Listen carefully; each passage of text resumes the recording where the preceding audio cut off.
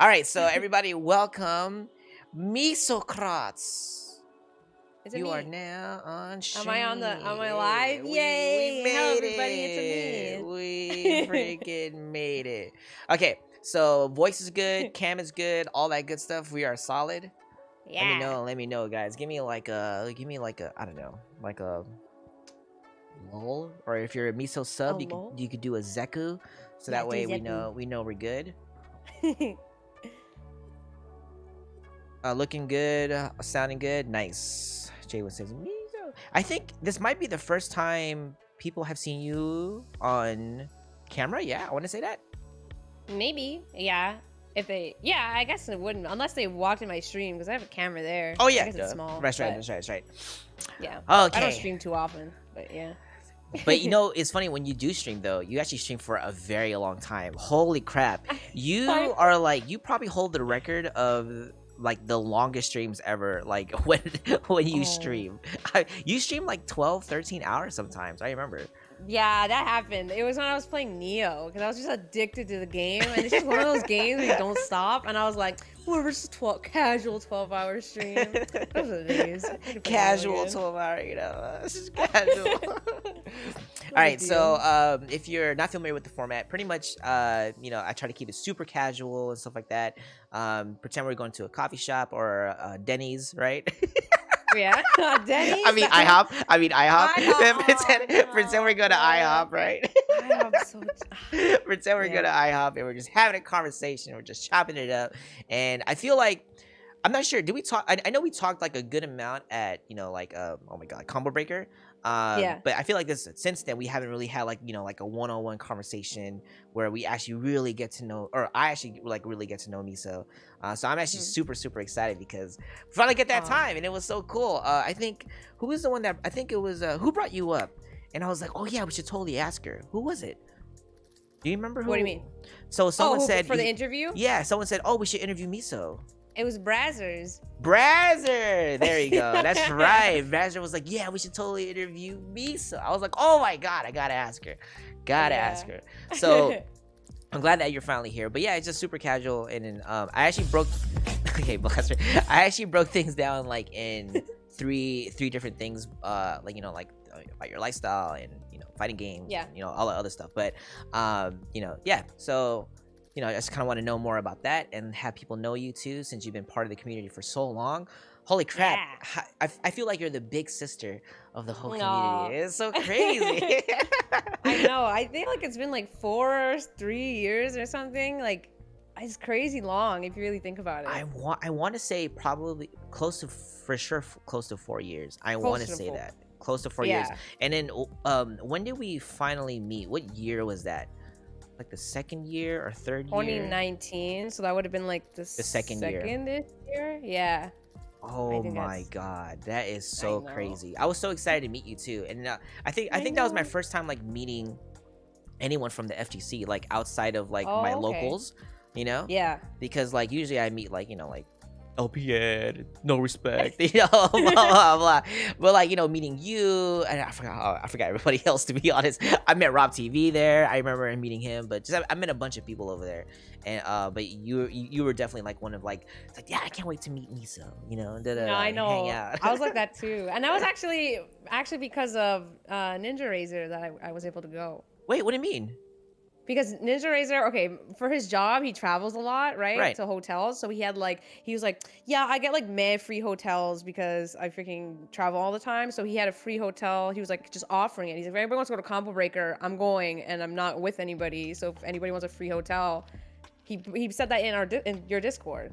And then I was like, I really want to go. And then I was like, okay. And then he's like, just think about it, but I'm offering it legit. And I was like, okay. And that was the first time I've left the US, and then yeah, I roomed with Ninja Razor.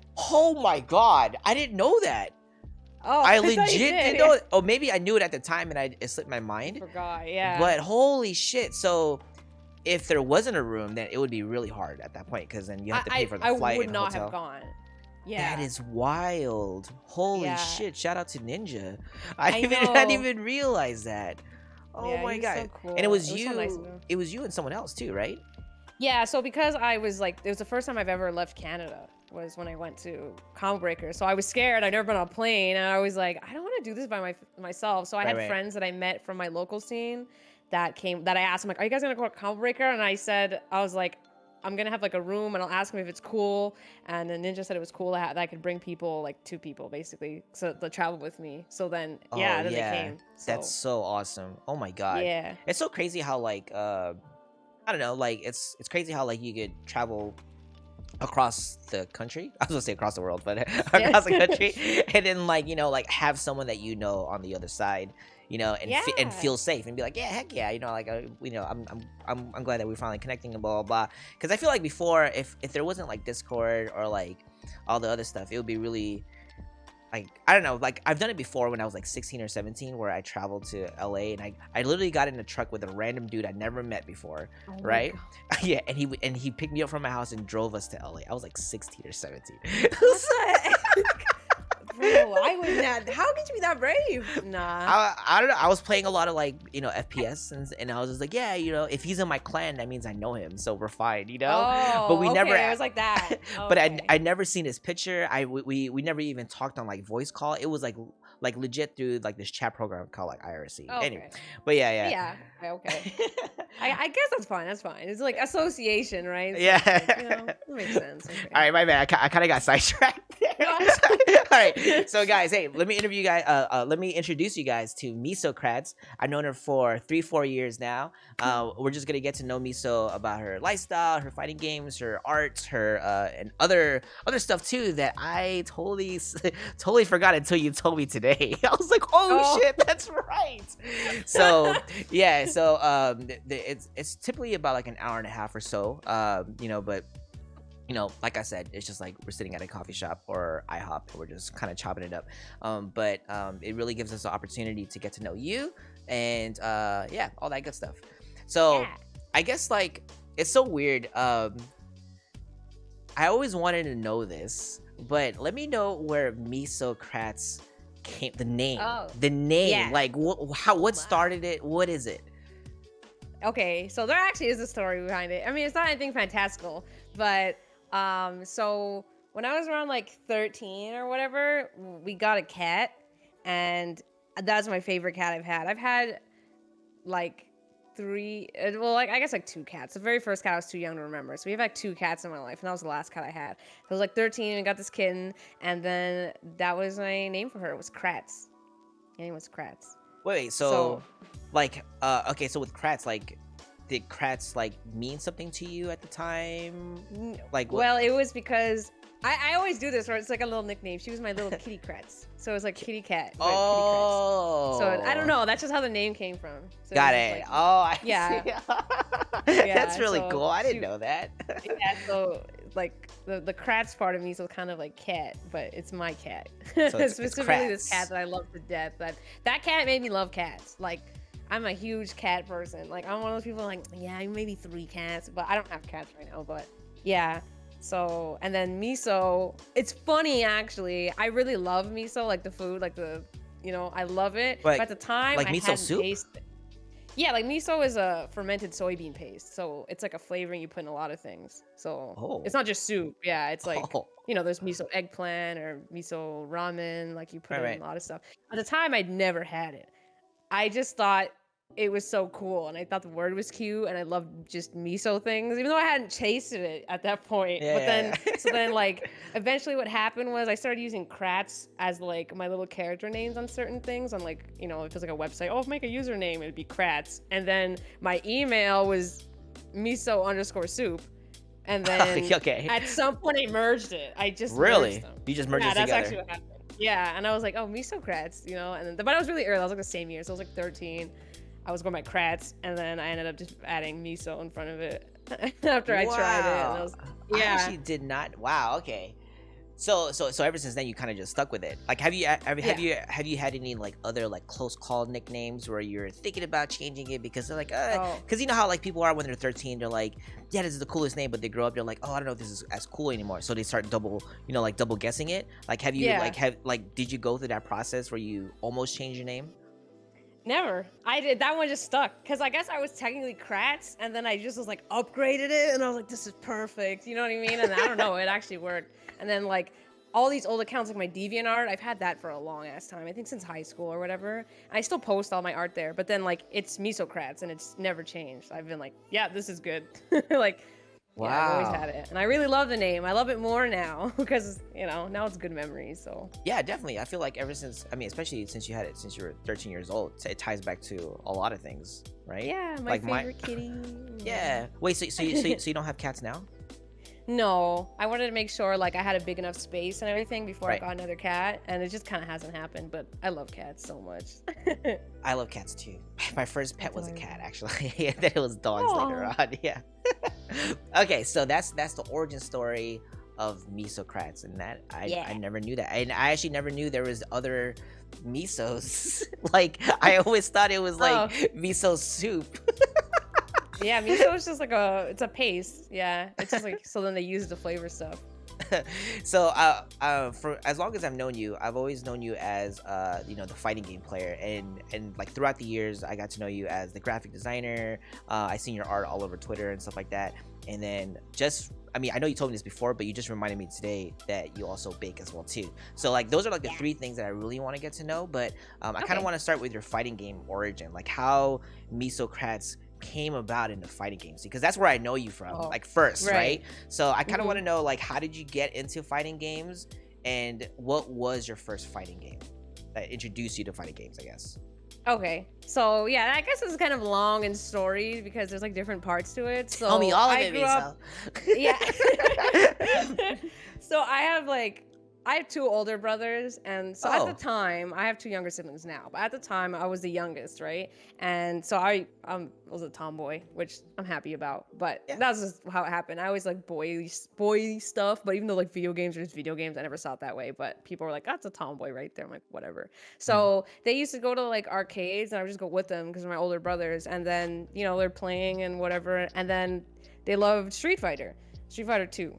And then it was like, okay, you know, and then I would try and I'd play Ryu and Ken and Chun-Li, and I'd be like, and they would know stuff. They'd know how to do Raging Demons with Akuma, which honestly, I don't know how they found out in like an arcade time, like anyway. But then I was just over here like hitting buttons, and then after I'm like, how do you do a Hadouken? And they're like, quarter circle forward punch. And I'm like, I don't know what that means. What the hell is a quarter circle of what? And I'd be like, yeah, I got it. And I like lie, and I never did special moves. I was like, whatever. So then like, fast forward, right? I just was like, yeah, I'm bad at fighting games. I don't know how to play them, you know? And then I just hit buttons because I was like, whatever. And then I think around, I'm trying to think of how old I was. I must have been like 14 or something like that.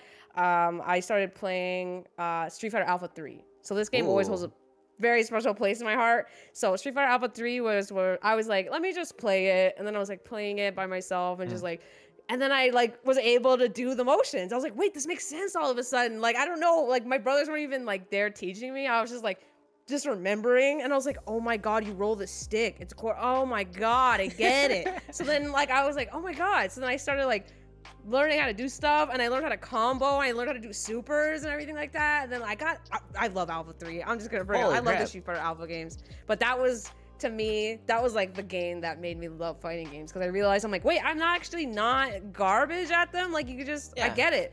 So then I started playing Tatsunoko versus Capcom and things like that, and I just started getting more into them. And then, you know, that's when I started kind of watching, like, you know, seeing stuff on YouTube, mostly like Street Fighter 4, stuff like that. Right, so then you're just kind of like watching it from afar. And then, but what made me break out of my shell and like go out was because, which is like really way later, because obviously I'm very shy, and like it's weird for, like, I don't want to say it, but it's weird for girls to go there by themselves, because like my friends aren't into it. So like I don't want to go to a place by myself, especially when I'm shy. Then, so I played King of Fighters 14, and I was super into that game. I had like one friend that played it, but then he eventually stopped playing it. So I was by myself, and then I was like, God, what do I do? I need people to play the video game with, right? So then I actually, for the first time, like I hosted online lobbies in the game, and the way the lobbies worked was like a bunch of people could join and they could play at once, like 8 different people could play at the same time. Wait, and what? then so I started hosting them like every day. Really? And then people would join, and I would leave my PlayStation on because if I left, the whole place would close. So then I was like, first time I started doing online stuff, because I literally didn't do anything online until really late in my life. Like, really? Yeah. Yeah, I'm telling you, I was so shy. I was like, no. So then King of Fighters, I wanted to play. But eventually, the online scene for King of Fighters 14 dwindled, and like, I don't know. So then I got sad, and I was like, this sucks. I like this game, but I can't keep playing it, right? And then, you know, a couple years forward, Marvel vs. Capcom Infinite came out, and we all know how that game went. Everybody hated it, but I loved the crap out of it. I couldn't believe how excited I was. I played it so hard. It was the first time I won a tournament. It was in that game. What? Like, yeah, I was like, that game was so special to me. So that one, because it was already like dead on arrival, that I was like, I can't have this happen again. What happened with King of Fighters? But I love this game more. So I ended up going to locals because I wanted to find people that would play the game. I went to locals. I went to tournaments. I broke out of my shell just to find people to play, and I did. Wait. So your first tournament experience was for Marvel? Yes. It wasn't for Street Fighter? No. This is crazy to me. Yeah, it was not. Like, so Street Fighter, I was always playing it. I had it when it came out, but I just liked the game. I just enjoyed it casually or whatever. Wait, and then, sorry. Is it Street Fighter 4 that came out at the same time as Marvel Infinite? Oh no, I skipped years. I was always playing them. Like, I played 4. I bought every version of 4 as it came out, but I wasn't like going out. Okay. Yeah. Okay. Go ahead. Yeah. Okay. So then, like, when Marvel Infinite came out, it was because of how like dire the game's like community was, that I was like, I actually have to go out of my way because I don't want King of Fighters to repeat where like I had no one to play with and it sucks. Oh my so God, I went out of my way to find people, and that's Right. why I ended up going. And then I realized, oh, locals aren't scary. Oh, tournaments aren't scary. They're a lot of fun. And then I met people. I met Street Fighter players, I met Marvel players, and I was like, this is neat. So I just started going to all of them after that. So, okay, wait. So how did like Marvel Infinite kind of like fade off for you, and you got more into Street Fighter? Okay, so I was always playing Street Fighter. And then I stopped playing Street Fighter like dead in the water at some point, just because it was around season 2. I was just burnt out. Nothing wrong with the game. I was just like, I played enough, you know? And I was like, I'm good. And then they added Zeku in the game. That's the only reason I played. Oh, okay. So sorry. This is Street Fighter 5. 5, yeah. Okay, but were you active in Street Fighter 4? Or you just kind of had it but never? Oh, I didn't go anywhere for it, no. But there was always so many people to play it with. Does that make sense? So like there wasn't like yeah, so Street Fighter 4 there wasn't any like worry about, oh, I'm not gonna find people to play. And then actually near the end of the game I started disliking it. I was like, I'm just tired of Street Fighter 4. You know what I mean? So like I was like, whatever, I'm good. I played it, like I bought every edition when they came out. Like, and then I was like, I liked it, but then by the time Ultra came around, I was like, oh my god, there's another one. And I was like, okay, I'm gonna get it just so I know I'll never buy Street Fighter 4 again. Right. You know what I mean? Right. Yeah, so, but, you know, I was still just kind of like by myself looking at like people play tournaments online and stuff like that, but like, you know, videos, like I wasn't going anywhere. I just watching. You know, it's so funny. Your online lobbies reminded me of this thing called Panda Gaming or something, right? Always used to run these endless lobbies in Street Fighter 4 online. And they would stream it too, and it would be a 24/7 endless lobby for Street Fighter 4, and people would just join it and just play in lobbies. Oh, and then but it would be 24/7. So like what you just said right there about how you ran lobbies, like really reminded me of that.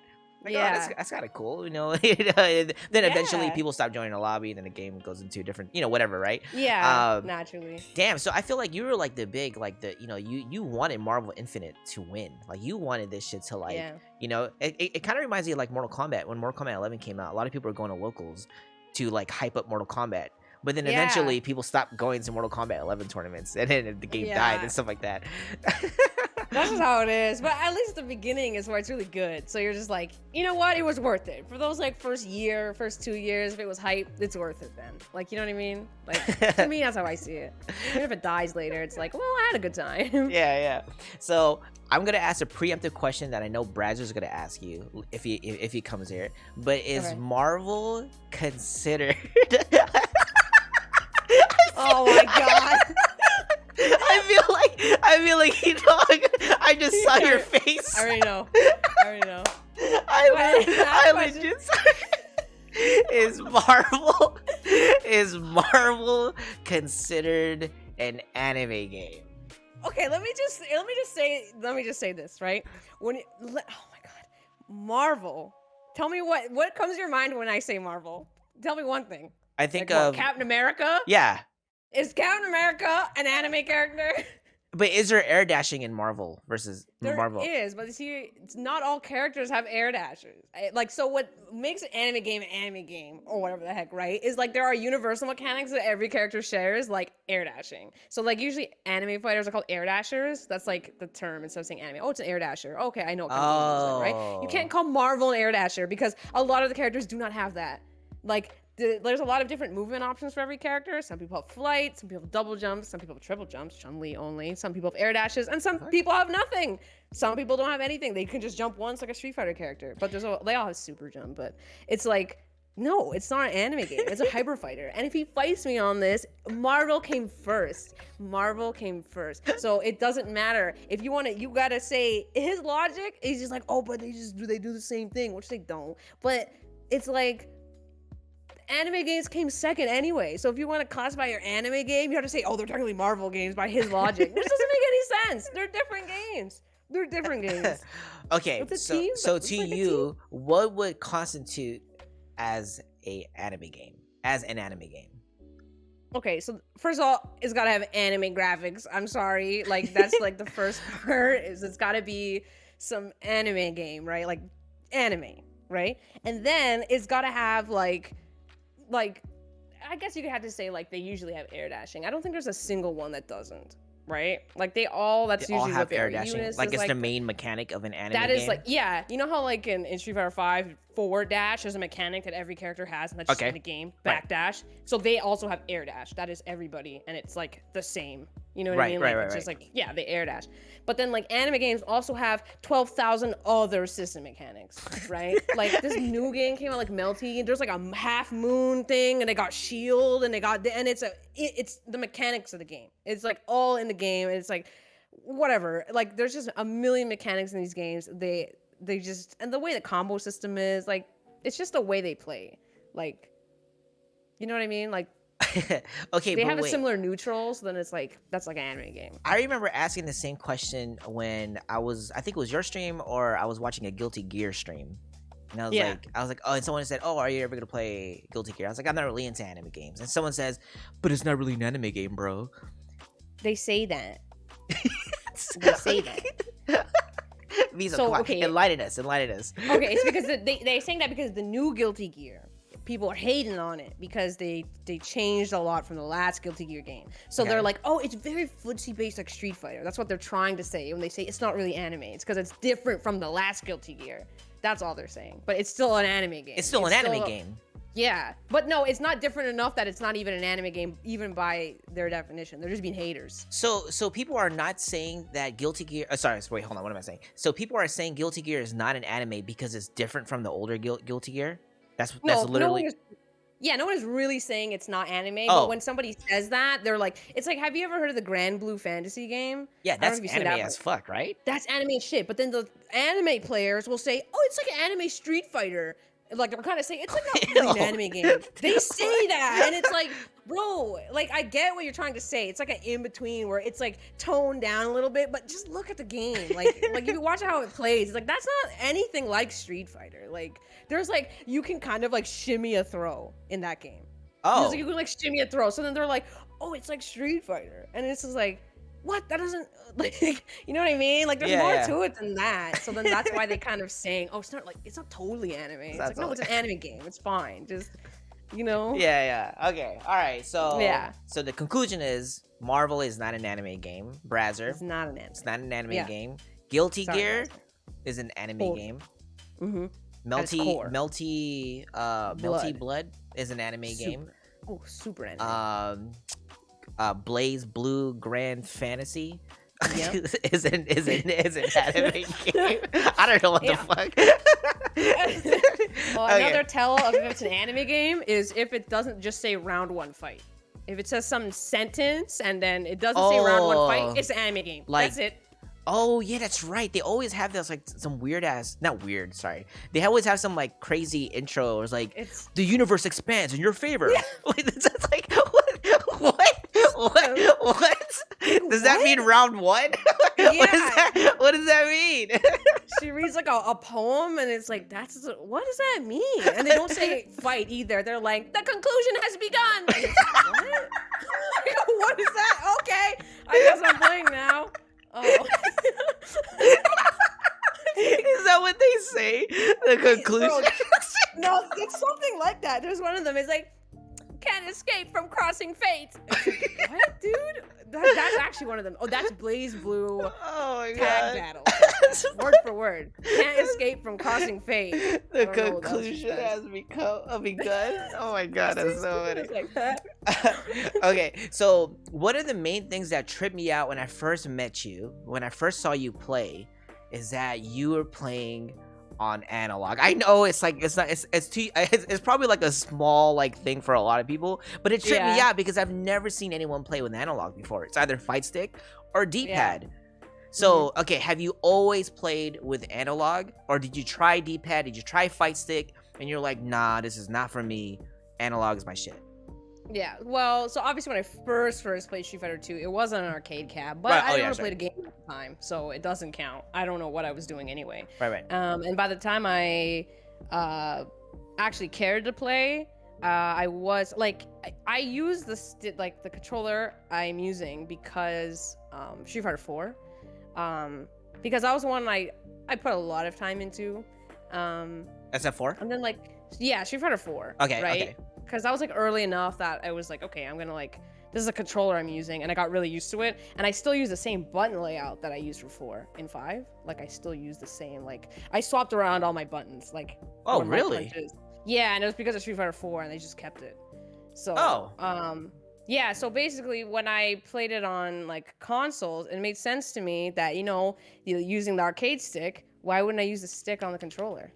That's how I saw it. So no, I've never used a D-pad. I thought, why would I use that thing? That's not what clearly is here. So I use the stick on the controller from an arcade stick. That's what it made sense to me. I've never had problems with it. I can't use the D-pad. I don't know how. Wait. So with that logic, right? When you play other games that are not fighting games, let's say it's a platformer game, right? It's an example, right? Do you use analog as well too to maneuver your character? Yeah. Oh, interesting. Okay. Do you remember how I held the analog stick? I don't know if you watched me use it. Do you remember how I use it? No. Can you show us? Oh my gosh. Yeah. I don't know. So I have my controller here. So how would I do it? I would turn around. So when I move around, normally people, they go like this, right? Right. Right? This is how I use it. It's like a mini fight stick to you. Yeah, this is how I play every game. I do like this. No way. So I'm fighting games. Yeah. So when people are like, how do you have control of the analog? I'm like, because I'm using 2 fingers. You know what I mean? It's more control. Yeah, it is. So that's how I use it. And then, well, actually, it's a funny story why I use it like that. I know why. It's because I don't know if you ever use an N64 controller. Those things are awful. Okay. No, I'm gonna disagree with you. N64, it's like you hold it like this, right? And you have in the middle, right. The stick. Why is that weird? Okay. Well, it was fine. It's a little clunky. It's clunky, and the stick was whack. It was really thin, right? So when I played games on that thing, right? Because that was the first game, when games came out, that was the first one that had a joystick on a controller that I used. Because you're using Super Nintendo before, it's D-pads, right? Yeah, it was D-pad. Yeah, so then when I played on N64, I had to hold it like that because in the middle, and then they were using their thumb and the stick was really wiggly, and I'm like, how do you guys have any control using your thumb on that thing? So then because of N64, I was holding the stick like this, and that's just literally why I hold it like that. Wait, so because I'm like, how do you get control with just your thumb on this wiggly stick? How about the buttons then? So okay, so for example, right? So you're holding it like this on the analog side, right? Yeah. And then for the buttons, are you holding it like this and you're pressing with your thumb, or are you going? Yeah. Okay, the right hand doesn't change. But how about the top buttons, your top left where your analog is? Oh, for N64, like L button. Yeah, well, for your controller now. Yeah. So then I just do that, and then I use my other fingers back here. Oh. Yeah. I use the ring finger. I see. Yeah. That makes sense. So, but everything on the right stays the same. Yeah. Everything on the right is exactly the same. Like, there's nothing changing here. Was there ever a point where you were like, you know what? Maybe I should use fight stick though. Like, cause I feel like everyone goes through that phase, right? They watch the pro players and everyone's using fight stick. Oh, everyone's fucking plinking and shit and blah blah blah, right? I can't do that on like a controller. Right? Did you feel that way with your like? You know what? I'm already using my controller as like a fight stick. I should probably get a fight stick. No. Yeah. I feel like that. I wasn't like that because I was just happy with my controller. I didn't really have like any problems that I was like, oh, I can't do this thing. And then if I couldn't do a thing, I'm like, well, I'm just not good at these games. So like, it doesn't matter. You know what I mean? Like if I was like sick and I knew I was sick, but I couldn't do something, I'd be like, oh, if I had a fight stick or whatever. But at the time I was just like, whatever, I'm not like a freaking pro, so I'm not that sick anyway, so I'm messing it up because I'm messing it up, but it has changed recently only because now like understand things a lot more, so I do have a hitbox. You have it. Oh, wait, hold up. I was just gonna ask you about that. Wait, hold up. So someone bought you that. Yeah. That's right. I forgot who. Zarin got it. Zarin got it. Okay, Zarin got you the cheat box. I mean, sorry, excuse me. Yeah. Sorry, I slipped out of my. Sorry about that. Oh, slip of the tongue. Slip of the tongue there. All right. The hitbox. Excuse me. Sorry about that, guys. That was a weird ass cough. Okay, so the hitbox, right? So are you like slowly? Are you transitioning to that now, or have you? No. Oh, you're. So what happened was, because I was starting to get fed up with my controller when I was playing Street Fighter, and I was like, oh my god, I can't freaking do lights that well because of the stupid L button, right? Because I have actually trouble kind of hitting L button sometimes. Oh, okay. Like, not hitting the L button, but doing like a chord. Like, if I do everything on one hand, if I do like, this is my light button, I remember I said I changed all my buttons, so in Street Fighter, light punch is light trigger. Okay. So then if I had to do like lights, it's all with one hand because I'm doing the motion. And Right. Yeah, so then sometimes I drop stuff because it's weird. Yeah, because it's a trigger, so you have to like press down longer or. Yeah, and then I gotta like exactly, and then I'm using the same hand to turn the stick, and then I gotta use a ring finger, and it's just weird, right? Mm-hmm. So I was getting fed up, and I was like, oh my god, if I just like freaking, I might as well use a hitbox because like I don't want to use the arcade stick. That's old fashioned now. There's a cheat box. So then he got me one, and then I was trying, and then I was just getting frustrated because I was like, God, I feel like I'm relearning how to play Street Fighter instead of like getting better at the game. Like, you know what I mean? Like I had to learn how to do the basic things, and it felt so frustrating. And I'm like, this game isn't that hard that I need to cheat, right? Like nothing is that hard in this game to execute. So then I felt it was pointless. So, but I am using it lately because there is a game that you can cheat in with the hitbox, and it's Marvel 3. So that's what I'm learning it on now, and it's going very well. Is that why you've been streaming Marvel lately? Because you've been cheating, right? I've been cheating. Yeah, exactly. No, that one. If you listen, you don't feel bad. You know how cheap that game Marvel is. You better cheat. You know some of the nonsense you have to go through. If you're gonna have some broken setup, I'm gonna cheat to make sure my broken setup is real optimal. I'm not missing it. Are you crazy? So, yeah. That game holds that. It actually really matters in that game too. There's a lot of cheap stuff that it's like so much easier on hitbox, and it's like, sorry, that's the game. Damn. You know, it's funny. I know nothing about Marvel because the first time I bought it, I remember buying it, and I thought it was gonna be like Street Fighter 4. Right? I came in with the wrong expectations, so I turned it on. I was like, what the fuck is happening? I literally put that shit back and I returned it. 20 minutes later, I returned that shit. That shit was not like Street Fighter 4. That's hilarious. Wait. Okay, so who's your first main in Street Fighter when you first like really got into it, right? When in Alpha 3, right? Mm-hmm. So you said that you said Ryu, Ken, and Chun-Li, but who is like your main? Did you have a main at that time? I do. Yeah. Oh, I did. Okay. It was Ken. Ken is always the boy.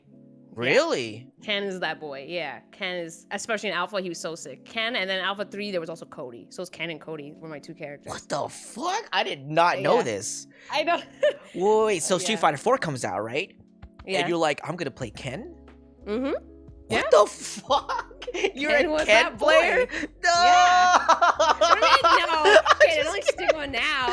But so my like characters that I use Ken, Cody, Ibuki, and Vega. Those are the four. Those are like the four. Yeah. Really? Every game. Yeah.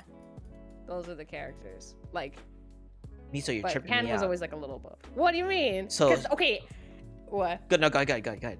No, I was just gonna say. I mean, there was a time, BZ before Zeku. There was a time, you know what I'm saying? Like I had to have used some characters before he. I like how existed. Zeku is like a timestamp, right? It's just like He is.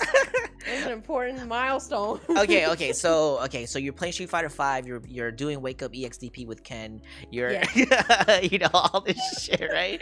You're doing Slide with Vega, right? Blah blah. Zeku comes out.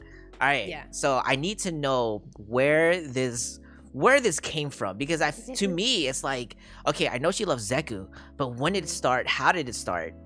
And like, what about Zeku, or is it ninjas? I don't know. Like, tell me more about that. Okay, so yeah, I love ninjas. First of all, that's okay, we gotta lay down the ground rules. All right, it's more than that. It's more than that. So, I said I loved Marvel, right? And there is a beautiful boy in that game. I don't know if you can see my shirt. Wait, Zeku was in Marvel? No, that's Strider Hiryu. That's what Zeku was based on. I'm so so there's lost. There's a character that already exists called Strider Hiryu, he has his own games or platformers, but he was in Marvel vs. Capcom since the first one. So he's always been in the games, and I love him to death. He's my favorite character. So, and he was in Marvel, and he was obviously who I was using in Marvel Infinite also, and then, the game was dying or whatever, but I was just like, I love this game and whatever. And then as I was playing Infinite, they dropped a trailer. And then, they're like, oh, it's going to be Guy's Master, because it got leaked. I don't know if you remember, Season 2 got leaked, right? And I stopped playing Street Fighter just because I was burnt out around Season 2, but a friend gifted me the Season 2 pass for my birthday. No way! I had it. Yeah, for my birthday. So I was like, oh, cool. I'm going to get all these new characters. And then Colleen dropped. I tried her. And I was like, I don't know. I can't play this game. I don't know. Whatever. And then it was Ed. I don't like how Ed played. I was like, I feel bad to not play the game because someone gifted me this a long time ago. Right. So every time a new character came out, I'd play Street Fighter again and just be like, okay. And then they leaked Abigail, Minot, Zeku. And then I was like, okay, Abigail's not it. And I thought Minot was going to be, I'm like, that's the character that's going to get me back in Street Fighter. She's so cute. Minot, yeah, and I love slow zoning. I was like, oh my god, that's the character. She's perfect. And then I played her, and I didn't like her. I was like, I don't like this V trigger, like that I have to use this, and she had so little, it felt, and I was like, damn it, I was so excited. And then they're like, oh, last character, Zeku, which is like Guy's master. And let me tell you, I don't like Guy. I don't know if you know Guy from Street Fighter. I don't like him. That was actually my follow-up question, because he's a ninja, isn't he? He's just a little lame. Like, he is a ninja. He's a lame ninja. He's a ninja. He is ninja. He's just a little lame. No offense to the guy. You can like Guy. I'm just saying he's a little lame. So I never liked Guy. I thought he was too stuffy and boring. And I was like, the guy's just lame. There's no personality there. So then I thought Zeku was going to be Guy's master, who was going to be stuffy. And I was like, oh, it's going to be Guy. And then he came out, and the trailer dropped, and he was this adorable old man. Let's party! I'm like, who is that? Right? And then I was like, what the hell? And the trailer kept going, and I was like, no, wait, he looks kind of saucy, right? And then they showed the young form. And as soon as I saw the young form, I'm like, they added Strider Hiryu in Street Fighter for me? For me? Is that what they did? So then I was like, is that real? Did they just add did they just connect all of the games together with this one? So then I waited till it came out. I played that bitch, the story mode, and then he basically kind of all but confirms he's like, he's gonna name his new group the Striders. And I promise you, I literally cried. What? I cried. Wait, during the trailer? The story mode. Oh, the story mode. Oh, story mode. Sorry. Yeah, his story mode came out, and I was like, and you had to see the ending where he's just like thinking about his new name for his clan. I'm like, are they gonna actually confirm it? And then as soon as he was like, the Striders, and I freaking cried. I was like, oh my god, they did it. They actually you know what I mean? It's like my favorite little character. And then Zeku just became so much more. I loved him even more than Hiryu. I love Hiryu. Don't shit on him, but like, I couldn't believe it. So literally, honestly, I can't express how much I love Zeku. It's like so perfect. Like, okay. Yeah. Hold on. So I didn't know. So Strider Hiryu is Zeku? Sort of. So Strider is the clan that he starts. So Strider's like the title. And so like Zeku is the first Strider. He's the one who starts the clan, and like even the Strider games, Hiryu's from the future. So Got it. There's still a lot they haven't explained because it's like mystery, but like, right. I get a lot of like, I love the lore on these games anyway. So, but they say Strider Hiryu, the one that we know, is a 3rd generation Strider Hiryu. So basically, there's gonna be one after Zeku and then Hiryu. So it's like, oh, that's really close. So anyway, yeah, I'm hyped. Anyway, I don't know. That's just like lore stuff. I didn't know that. That's pretty cool. Okay. Well, at least now I know the origin story of like where the like connection with Zeku started from, which is Marvel, right? Because Strider. Yeah. Right. And then when you saw, so that was like the saving grace for you. That was like, yes. Now I'm back in Street Fighter 5.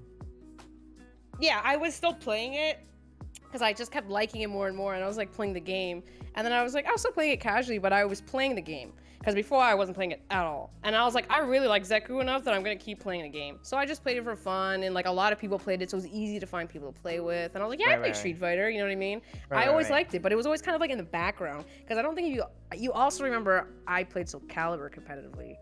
Do you remember that? My God, that's right. Holy crap, I totally forgot about that. So Soul Calibur came out like a year after or something, and I skipped this, but Soul Calibur 2 was like one of those games I played as a kid that I freaking loved to death. And Soul Calibur 3, I love Soul Calibur. I always did. That was like that fighting game that you don't even realize is like a fighting game because you just freaking, it's so good. So I always loved Soul Calibur. So when 6 came out, it blew my mind because they actually like fixed Soul Calibur 4 and 5 sucked. Like, they kind of ruined the series. So 6, they were like, hey, we heard you hated those games. We're bringing it back. So they were like, sorry, guys. It's going to be like Soul Calibur 2, the good one you like. So everyone's losing their mind. And Soul Calibur's been dead for, it felt like forever. And it was like, no way. So I was hyped. That's why I like competed in it. I took that game mad seriously. And then I was just playing Street Fighter in the background. That's why even still, I didn't sign up for Street Fighter in tournaments. I was just playing Street Fighter because I liked Zeku. That makes more sense. Okay, so you started going to all these different types of locals now, not just like Street Fighter locals, not just Marvel locals. Yeah. You started going to like Soul Calibur tournaments and even Sam Show at one point too, right? Yeah, exactly. Okay. Sam Show came out after. Yeah. I want to know, what is the best memory that you have so far of your local fighting game experience, or even tournament? Just like that's not online. That was like, man, this was like, you know, this is why I go to locals. This is why, you know, I play in tournaments and blah, blah, blah. What was like the moment for you? Or if there is a moment. Does it have to be like tournaments or just locals? Or like okay, let's do locals. Okay, the locals. Yeah. So I remember there's a lot of good ones. I'll say, oh man, I want to say one of them, but it's like far ahead because it's not the first time. It's just like a good reminder. But I'll say this one because it's sticking out to me. Okay. So I had a friend that I met from Marvel, believe it or not. Oh, nice. Yeah. So his name was Mango for Tango, really good at the game. And then like he saw me playing and he's like, oh, I don't know you. And like, you know, Marvel's a small scene. So like when someone sees someone they don't know that can play, they're like, oh, hi. You know what I mean? Because it's like, another person that plays right. So then, and yeah, he was from, you know, the Toronto scene, and then but I always meet him at tournaments. Yeah. So I met him at like, I think it was, I don't know if it was Toryuken, which is like a tournament here. And then I kept seeing him at other Canadian tournaments, right? And then I was like, then we flash forward to when Sam Show came out. I signed up for Toryuken that year. I got 4th, which I was super happy about. I was so happy. So anyway, and then I played him at some point in top 8. And then I was like, oh, Mango, you play Sam Show. Hey, you know what I mean? Because I knew from Marvel, like, oh, you play Sam Show? That's crazy, right? So then after, we reconnected there from Sam Show, and then, you know, we started playing together, like, online or whatever. And then I was like, hey, why don't you ever come down to the locals? They're popping for Sam Show. And he was like, you know, I'm really shy. I'm like, but you go to all the tournaments. I see you at all the tournaments. You don't go to the locals, right? And he's just like, yeah, just shy. It's like not my thing. And I was like, okay. I was like, but you know, I was like, I think you'll really enjoy it because, you know, you'll meet all the other Sam Show players and like it's really popping and everything here. And then he just, you know, he's a shy person. I remember that was like me. Shy to go out to do these things, just worried. But I remember how much fun it was when I went to the tournament the first time, right? How like met people. And then I was like, he was comfortable with me and I said, you know, Mango, I'm not going to pressure you because I get it, like with that being shy and everything, but I do really want you to go. And if you do go, you can just remember that at least I'll be there. That's what I said to him. And then I was like, and I left it at that, right? I'm like, if you're uncomfortable, you'll know at least I'm here, so that no matter what, you'll have somebody you know, right? And then I just left it at that. And then the next week, he showed up.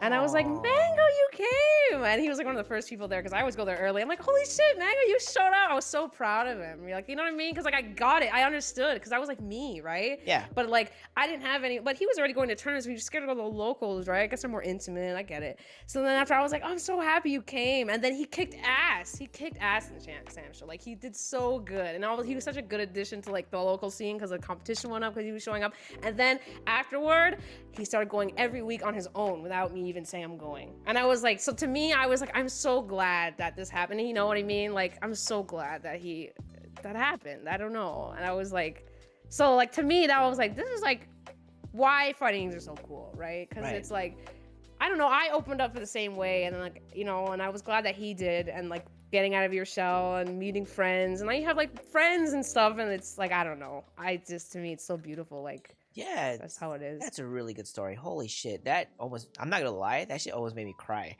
No. No, the reason why is because I totally get you. Like everyone's like, you know, like especially if they're going to some place that's unknown for them and blah blah blah. Like they don't know anybody, they've never been there before.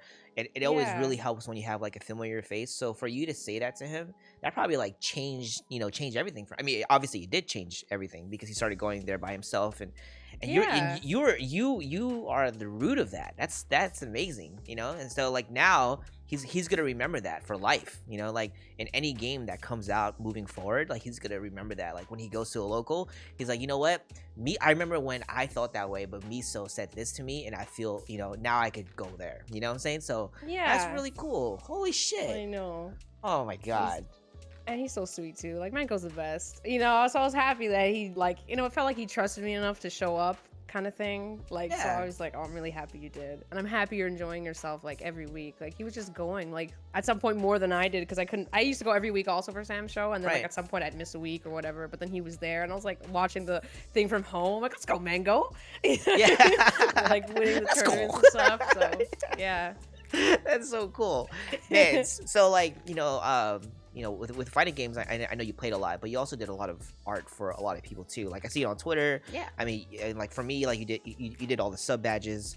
I mean, you've done a lot. So I kind of want to like dive into your graphic designing history and how that kind of ties back with fighting games as well too.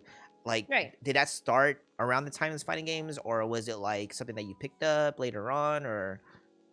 Yeah, so I mean, I was drawing all my life. That was like something I've had, like literally, I can't remember the first time, but I was, since I was a kid, and then everyone would tell me like, oh, your drawings are good. It's not just like, oh, it's like a little kid, but like they're always like good for your age or whatever. So then it kind of encouraged me to keep going, which is great. Positive reinforcement. You know, even though you're like a 6-year-old, but you're drawing like a human that's not like sticks, you know what I mean? Like you understand shapes. It's still enough to encourage them to be like, wow, you're actually doing good for like your age, and then like they keep going. Oh, that's what I did. So I just never stopped. It was like a hobby I've always had, and like just something I've done forever. So I just like drawing, and it never went away, and it just kept getting more and more like, I love doing this. And then like, you know, naturally you learn, you teach yourself more. You're like, oh, I want to be able to draw that, you know. And then you just keep doing more, and then eventually you're like, oh, look, guess I'm good at this. You know what I mean? Yeah. So wait, so like it started with sketchbooks at first, and then you were just drawing that, right? Like on sketchbooks and stuff? Yeah, on paper and everything, yeah. Okay, because I remember, I don't know when it was, maybe like 2 years ago, or maybe, I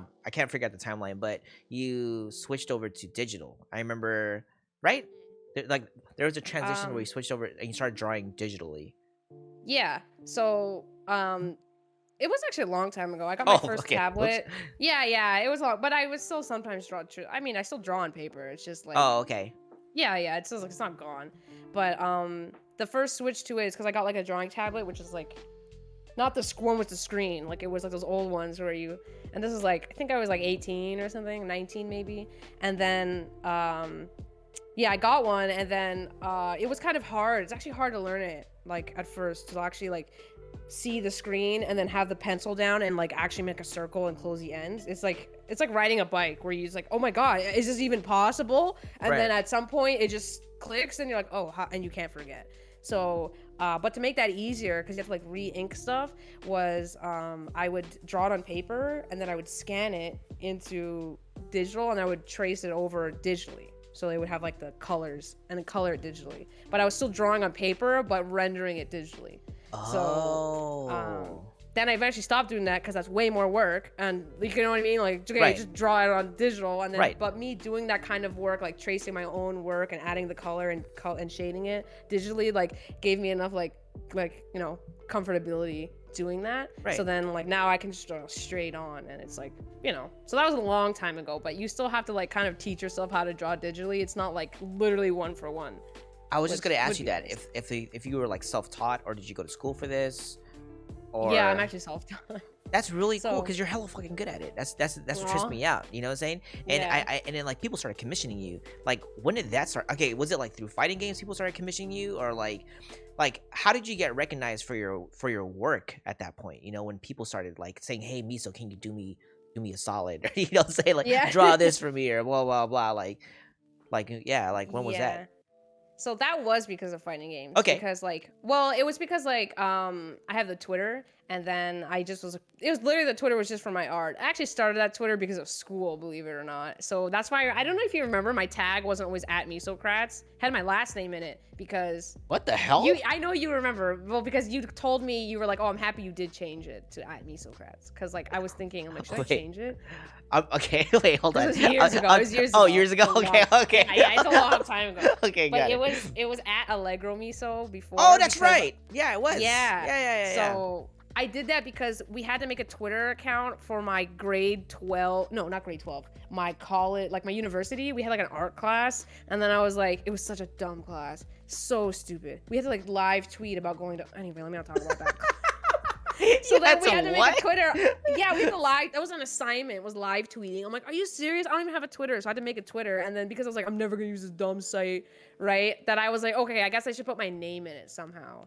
Right. So the teacher like knows it's me. So that's why it was Allegro Miso at some point. Right. When it started, and then it just went dormant for years. I didn't use it, and then like because like a lot of the fighting game scene like used Twitter, and I was like, you know, I should just like. Post my art here. No, it wasn't because of fighting game scene. It was me like posting my art. Yeah, sorry. I was like, because I posted on DeviantArt, and I was like, I guess I have a Twitter. I might as well just post to that random Twitter. And then I realized Twitter was kind of neat if you follow like things you like. Like I followed voice actors that I like, and I followed like corporations. I'm trying to think of what it was.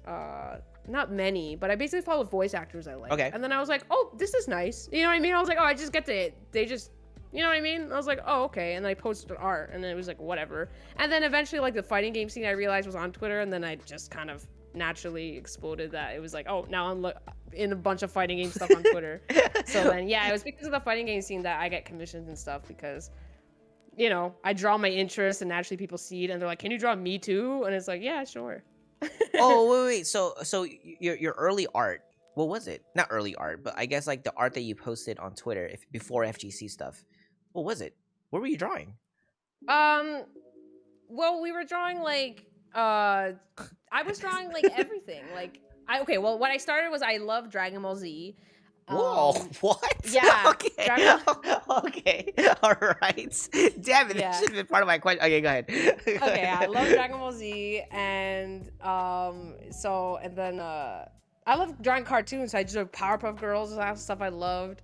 So I just drew things I like, TV shows that I like, things like that, basically. And then video game stuff. I always love drawing video game characters, like just Kirby, you know what I mean? And then, right. But, you know, when you start liking more things, like I said, then you naturally get better because it's kind of like, oh, I like Dragon Ball Z, right? And it's like muscle dudes. Like, okay, I gotta learn to draw muscles now because, like, you just like Vegeta or whatever, and that's just how Vegeta looks, and you draw Vegeta enough, you're like, okay, I guess muscles are a thing I can draw now. Right. Yeah. Okay. So when Zeku came out, you're like, all right, now I'm gonna post a bunch of Zeku art because okay, so I'm gonna be completely real. I don't remember anything before Zeku, like any art before Zeku. So like, were there Street Fighter characters that you were drawing for that was FGC related? Before Zeku, pre-Zeku? Yeah, I would draw Ken and stuff. I would draw Strider Hiryu also a lot. But I would also draw a lot of games I like. So Ace Attorney was like a big game I drew a lot of Ace Attorney. So Clavier Gavin, Emma Sky, you know, Phoenix Wright. Okay. Yeah, so I was drawing. It's just games I like, but yeah, I was usually I'm just like in moods. Some of them they would be explosive, but I'm always in a Zeku mood, so that's just permanent now. So it's permanent now. yeah. Do you remember your first commission? Because I feel like that's always like a really cool feeling, you know, when someone says, "Hey, I want to buy your art," you know, like, or can you draw something for me and I'll pay you, like, you know, Yeah. yeah, like, do you remember that the first time someone asked you for something like that and how you felt? I think the one that's coming to mind, I'm not sure if it's a literal first one, it was Flexus. Yeah, Um, Flexus. Yeah. so she commissioned me, and to this day, I think it's one of the favorite ones I've ever done for so many reasons, is because she commissioned me, she's like, hey, can you draw me with Zeku? And I was like, wait, really? So then I drew her. I was like, this is like the I'm like, yeah, of course I can do that. So I drew her. She sent me like pictures of herself and whatever. And then like I drew her getting carried by old and young Zeku in the middle. And I'm like, this is like, I'm so proud of this. Like I was so happy I got to draw this for somebody. You know what I mean? Like, and then she was so happy. And I was like, I'm so happy that you love it. It was just, you know what I mean? Like that shared, like, this is the best. That she's like, I made somebody so happy and I'm happy because this is cool. So wait, so that was your first commissioned? I think so. If it was not the first, it was one of the first. I'm pretty sure that was like one of my absolute first. Yeah. You know what's crazy? I actually remember this. I actually remember that, and I thought it was really, really cool. Yeah, I remember when she posted it. Cool to do. Yeah, oh, dude, that's so funny. I was just about to ask you, like, what was your proudest like work that you made? So I guess that would be it. Or if there's another one. There's so many, but that one is just coming to my mind because it's like the first one. But I like drawing for people in general. It's just really cool. Like, yeah. Yeah, I feel like your art style is very unique as well too. Like I honestly haven't seen anyone that draws like you, you know? So really? You have a very specific, you have a very unique style where if I saw, like, let's say there was like a group of pictures on the wall, right? And then your picture was on there, I'd be like, that's Miso. You know? So like, did you just come up with that style? Were you inspired by like other artists as well too, and you kind of fused everything together?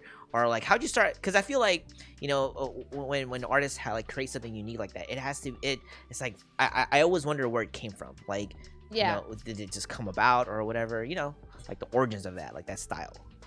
Yeah, so something that I noticed with like people's art is that they're always reflected in it. Like no matter like an artist, they draw something, they're reflected somehow in it. Whether it's like the anatomy is actually like how their body is, like if they have like short legs, which Miso, I do. what kind of cheesecake Sorry? do you like? Okay. Cheesecake. Well, we'll answer that later. Oh, okay. Go ahead. Oh, yeah. So like if I, you know, like so it's like reflected in how they draw, right? And then also what they like. So honestly, it's definitely a mix of just a bunch of stuff I liked. Cause so like there's an artist, like an Ace Attorney artist called Kazuya Nuri, who, God, I love his art so much. Kazuya Nuri. Kazuya Nuri. Yeah, so like his art was definitely a big inspiration, and then me drawing like there's this manga I like called Yotsuba, which I'm sure started like a lot of people used to tell me like, oh, this is like, you know what I mean, your art. Like people would tell me like, oh, your art looks like you can tell you like Yotsuba because like the way you draw. I'm like, really? Yeah. So it's stuff like that where like, but you pull from so many things that you personally like, and then naturally it just turns into its own thing. So like, yeah, honestly, it's literally just stuff that you like. And then that's very cool. Yeah, because I always find it super unique. I was like, wow, I've never seen anything like this. There's no one else that I've seen that draws even remotely like Miso. Oh, that really makes me happy to hear, because I had like a little part where I was just kind of like, I don't know if my art looks like anything like unique or like someone could tell. I always kind of struggle with that because I'm like, I don't know. I just feel like I do me, and then if it looks like whatever, then I'm happy. And I change it a lot too. That's why also I'm like, I don't know if anybody notices that like it never looks the same, because I'm always trying new stuff, because I'm like, that's so neat, I should start coloring like that, or you know what I mean, or like, oh, I should try that, and then like, oh, this way, just drawing eyes this way is so cool, or whatever. Like I'm always looking at something and I'm like, I want to do that, and then I change it, and then like yeah, so I always thought that do you enjoy drawing or making something for others, or do you prefer making things for yourself? You know, like, yeah, you need like a healthy mix of both. Because like if you start doing things for other people too much, then I feel like you'll kind of feel like the pressure. You're like, oh, why? Yeah, or because the thing is, people will like what you do because you are passionate about it, and it kind of spills through. So like, even if you're doing it for yourself, I think that's actually the best course of action as an artist. If you do something for yourself, then like it's kind of like other people will love it as well because there's so much passion that bleeds into it, and then like when people see it, they notice. Like even if it's subconscious, right? And it doesn't have to be like this technically beautiful piece. It's just sometimes people notice feelings that go into it. So I honestly find it's best to just do your own thing, and then people will naturally like be drawn to it. Yeah, and that's with all art. Like if it could be music or cooking or anything like that.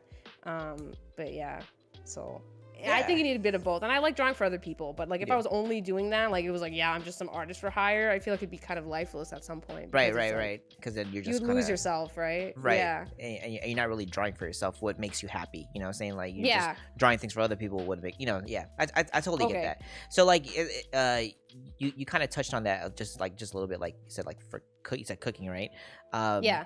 Okay, this trips me out, guys. Did you guys know that Miso was a baker, like a professional baker? Do you guys know that? Dude, okay, so tell me, when was this? I feel like you're like a person of all trades, right? You're a fighting game player. Oh. Hold on. Hold on 1 second. Sorry, 1 second, okay? Go ahead. Okay. Hold on. Wait, but I want to... Wait. What up? Hold on. Well, because I want to say, because it's like, it's your birthday soon, that there's actually a gift for you at your door. What?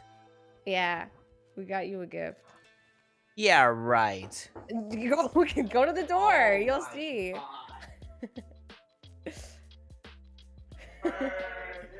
Now it's the Miso show. Oh my god! You look shocked. Look at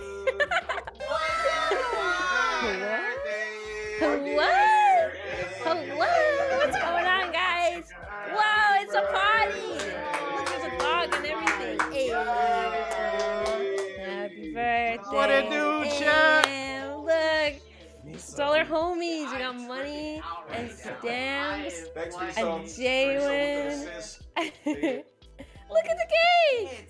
Guys, look at this cake. What the hell? I'm so like in shock right now. Happy birthday! I know. They're gonna clean up here. Holy shit. Oh yeah. Yeah. Make a wish, homie. You make a wish. I mean, it already came true, but my wish. Oh damn it! I was gonna say that. My wish came true already. All right, hold on. Okay. Yeah. Hey. Hey, we did. Happy birthday, man. Hey, man, thank you. Big old birthday surprise. We're gonna get some stuff. All right, we're out. EX clap. All right, chat, we out. Have a great night. I'm so happy to see you. Oh my God. How'd you guys get him? We worked it out last few days. I'll tell you about it later. Damn. Miso, are you serious? What the fuck? Birthday.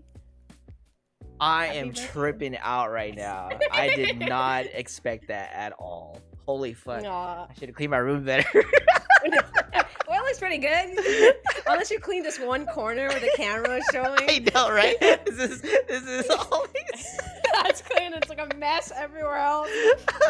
Holy shit, I can't believe it, dude. And I got cake. Wait, so you knew about that the whole time? Yeah. They were like telling me, they're like, Miso, do it now. And I was like, okay, I gotta find it like a time. I didn't want to just be like, oh, okay, let me stop talking about what I'm talking about right now. I thought it was my roommate like banging on my door. I was really like, yo, man, that was straight. What's going on? Holy I'm shit. doing something. Damn. Oh my god, that is a trip. Thank you guys. No. Damn it. Happy birthday. Oh my god. It's funny because it ties into the baking question. Yeah, that was a good timing, right? Holy shit. Okay. All right, hold on. Let me put focus back on you. There you go. Just thank you guys. I really appreciate it. That was crazy. Thank you, Miso. Oh my god. No. Okay. Tell me about this baking thing, because I feel like this was like a big thing, or a thing before. Is it before FGC? Right? It was like because you went to school for it. You were like a professional baker.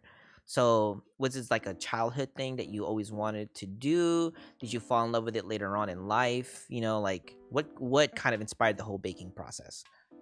Yeah. So Career, excuse me. I guess when I was. Oh wait, what happened? No, we're good. Oh, okay. So, like when I was like early on, like I actually didn't learn how to cook growing up, just cause I don't know. I was a tomboy, like I said, so like girly stuff. I was like, I'm not gonna just learn how to cook because I'm a girl. That's dumb, mom. Well, my mom did want that. She was like, you have to learn how to cook, and I was like, why? And she's like, cause you're a girl. I'm like, that's stupid, and then I'd walk away. Like literally.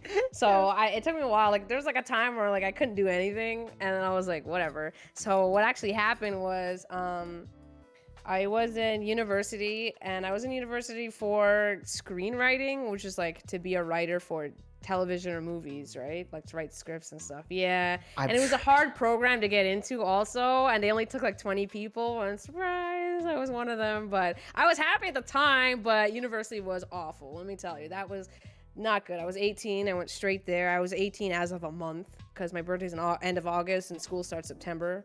So I just turned 18 and I went, and then I was miserable. It actually was the worst. I don't know. There's something about university that's just not it. Maybe it's a crippling debt, but whatever it is, it wasn't right.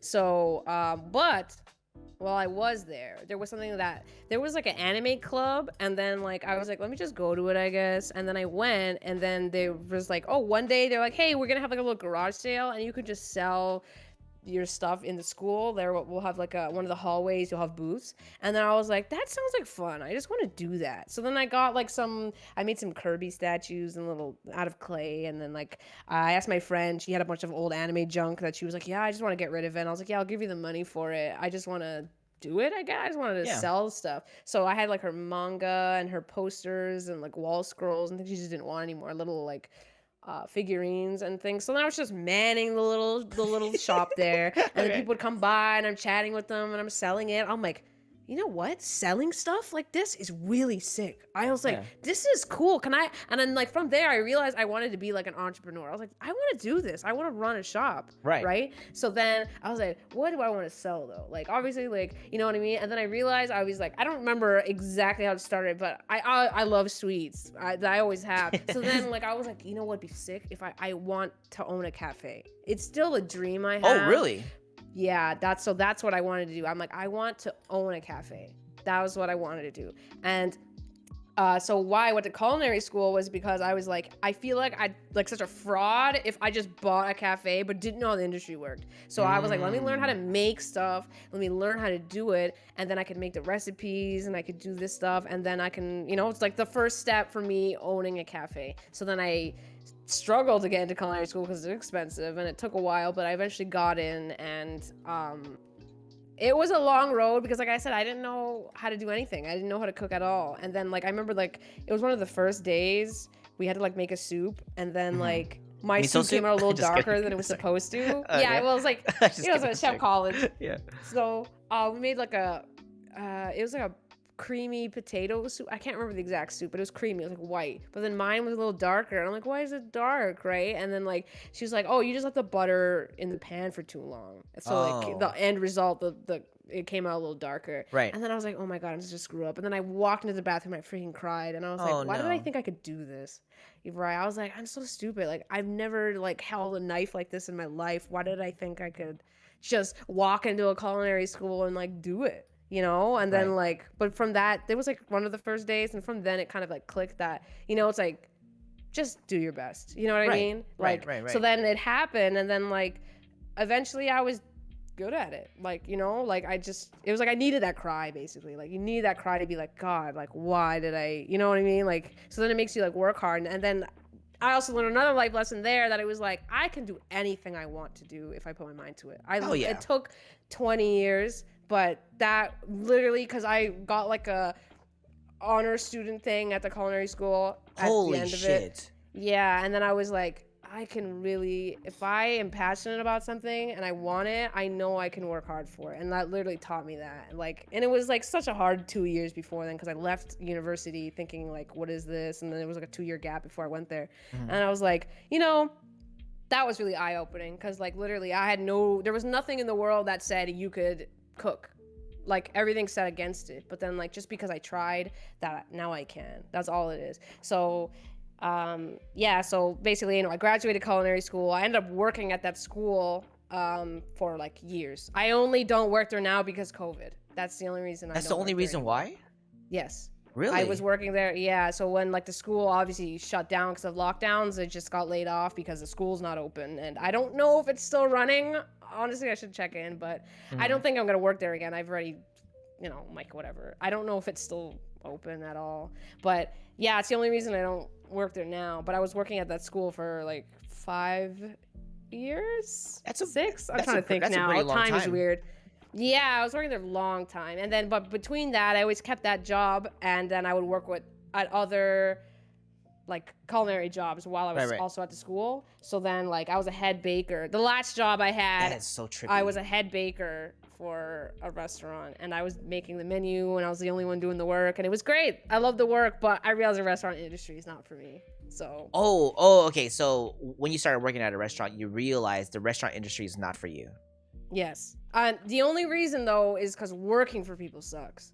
That's why. So like the dream of me owning the cafe is not off the table, because I would own it. But I had to take a step to be like I said, I didn't want to just like, I'm going to buy a cafe and like obviously not know what's going on. So I wanted to work in it first, getting money, see how it is. And you know what I mean?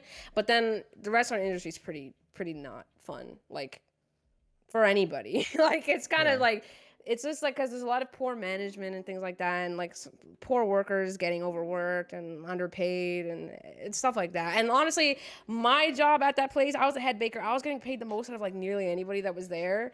And then I still wasn't getting paid enough. I was like, at some point I used to say, I'm like, they don't pay me enough for this. Like, but, you know, literally. Yeah, they literally don't. I used to go like above and beyond, and like everybody, I would just like make extra item menus when I had time. But then like, my side was like understaffed, and then they were like, "Oh, you don't make all these fun things anymore." Like the people, coworkers, because they loved eating it, right? They loved eating the sweets, but then I was like, they don't pay me enough to make the like extra carrot cake or any of these fun things I used to do anymore. Like, so. Have you thought about opening like your own like online bakery shop? You know how like, you know, people do that, right? They do have, I don't know, like, you know, cupcakes online or something like that, and it's like you do. I'm not sure, like a local business, a local bakery online, right? Yeah, and then they like deliver it or something. Or yeah. Have you thought about going that way before the cafe, just so that you could like continue doing what you like doing, which is baking, right? And making you know, but then also make some money out of it too, and having your own business in a sense. Have you thought about that? True. Or I actually never did, because like I never really looked into like food like that, you know, like from far away. But that's actually a cool idea. I never thought about it. But I guess I didn't think about it because to me, the whole idea of what I wanted was like brick and mortar shop and like having the cafe like atmosphere and owning it and being able to like be there and stuff. Okay, you know what? I think I remember having this conversation with you. We were at Combo Breaker and we were sitting outside of a cafe. It's like this, I forgot where it was. It was at the venue though. And then you were talking about something about cafe, and I think we might have had this conversation about you wanting to own a cafe. Oh yeah, maybe. I think so. Yeah, I could have like I brought it up. It's definitely something I bring up, so like I don't doubt it. I don't remember myself. Okay. Yeah. Okay. So like, do you feel like baking would be like your, I guess, your passion versus is it okay? Does art and baking kind of like have like a close tie with each other? Is it even possible to choose which one you're more passionate about, or because to be honest, it sounds like your heart is in bakery. Does it? Kind of, because you want to open a cafe, because that, you know, I feel like you're having your own business like that, like opening up a cafe or something. That's like a life's work. You know what I'm saying? Like, yeah. You know, like, and I don't know. So that's why I feel like it might. I don't know, but yeah, you could tell me that. See, so like, I would still like that, but it was like a long road. But I do realize art is where I'm at. Oh. So yeah, so I was in the restaurant industry for years, right? And then I realized it's kind of not pleasant, like in a lot of ways, right? And then I'm like, a lot of it would be fine if I owned my place, yeah, but it's a long road to get there, right? And you know, when you start a business, 2 years, you don't expect profits. So it's like, it's still a really long road to even being able to manage it. So it kind of hurt me a little bit. Like I still love baking. And like I said, even though that job, I left it, the work itself, I loved. Right. So I was like, I know I still love doing this. It's just working with these people that don't run their business. Well, why do I care more than you for your own business? Is what got it. So yeah, and I realized like a lot of it kind of is passionless somewhere along the way in a lot of restaurants. So I was like, that's not what I'm here for. So, so then, you know, at that point I was like, I'm done with this. I'm not working at another restaurant. Like every place I left was bad management basically, but that, and then, yeah, so I was just at this culinary school working. That job was fantastic. I loved it. It was great. So I didn't leave. Yeah. But and then actually at that point I was just like not really sure what I was gonna do. And then this was like not that long ago, maybe like 4-ish years from now. Randomly, my mom was like, "Hey, oh my God, we found like this art school, and it has like video game, it teaches you about that stuff." And then like I was like, okay mom, I don't know what you're going on about, right? And then like she's like, I was like, yeah, okay. I was just kind of being like, yeah, okay, that sounds great, you know. And she's like, okay, do you want to like look at it? And I was like, yeah, whatever. And then like she told me, she's like, oh, okay, I just booked an appointment for you. I'm like, I didn't say all that. I did not say all that. I did not want to actually, I was just humoring you. I didn't want to go. Right? So she booked an appointment. I didn't want to flake on it because I was like, that's just disrespectful. So I just went to the interview out of like, but I was literally like, no, I'm not going to school again. Not for a third time. Right. Not again. So then I just went, and then like at some point I don't know, I cried during it because he was talking about like, you know, art and people's passions and things like that. And I was like, man, that is something I'd love, right? And I was like, I never saw art as something that I would pursue in any kind of professional manner. I was like, this is just something I love, right? And it never went away because I just loved it. But then I don't know, from what he was saying, like I was like, that would be great. And then I was like, you know what? What do I have to lose? More money that I don't have? So I said, screw it. So I did it. I signed up right there, and I was like, sign me up. Yeah, and then I just kind of went to some little school. It was short. It was not a long program. So that's why I was like, okay. So I did it. And then I was like, you know what? I'm going to make this art thing work. I don't care. Because honestly, this is something I've had forever, and I'm just going to make it work in my own way. And like, you know, it's obviously not easy, and it's like a little starving artist thing, but I'm like, I know forever I'm going to always be drawing, and I'm always going to love art, and nothing can change that. No one can take it away from me, and I always know what I like. And what really sunk it in stone was I had this teacher, his name was Ted Kim, and it was for one of the classes, and we had him for multiple, and he was, what I wanted to do was drawing concept art and creating characters, like illustrations, right? So he worked as a concept artist, and then he was a teacher, and he was just talking very real. I don't know, like, you know, he's like one of the teachers, but he was just speaking, like, on the very first day, he was speaking very real, like, from his heart, saying, like, how the industry is, and just kind of, like, I could tell, like, he was speaking from a very personal level, and then I was like, at the end of the class, I'm like, can I talk to you? Yeah. I just pulled him aside. I was like, can I just talk to you? And he's like, yeah. And then after class, we sat down, and he just talked to me like a human for like 30, like almost an hour, I think. Holy shit. Right? And he's just talking to me. Yeah. And I was like, he was just very real. He even told me, he's like, he was like, I can tell from how you're talking, because he was asking me questions, obviously. And he's like, I can tell from how you're talking that no matter what, you're going to be drawing anyway. Right? He's like, it doesn't matter if you're in this school or not, or if you graduate or not, or if you leave or not, that even if you get a job or not, you're gonna do it anyway. And he's like, he's like, that's what you like, it's important. And he's like, I can see that from you or whatever. And then he was speaking very real, and then like I look up to him. It's like the first time I like looked up to someone like that. I was like, I really look up to that guy, Ted Kim. Yeah. And then like he told me, even he was being very real, he's like, I think you shouldn't like drop out, because he's like, I don't think this classes are gonna help you. That's what he told me. Are that you was like serious? the first semester. Yeah, he was like, I don't think the classes are gonna help you, because like I can already draw. I'm like, yeah, I know. I'm not really here to be taught how to draw. I'm just here to like take a chance and see what it is, right? So he was like, okay, then that's fine. He's like, you could do that too. And he's like, so he was like okay with that, but like the professor told me like, you should probably just leave. It's not for you. It's not really gonna help you in that way. And I was like, I wasn't expecting it to. I was just, you know what I mean? So, but